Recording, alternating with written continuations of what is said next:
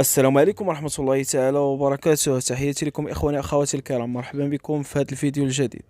في هذا الفيديو غادي نشوفوا الإعلامي الجميل نوفل العواملة. صراحة واحد التحليل اللي هو جميل بخصوص مباراة المغرب وبيرو، وخصوصا في آخر الفيديو عجبني في الجزائر الشرقية.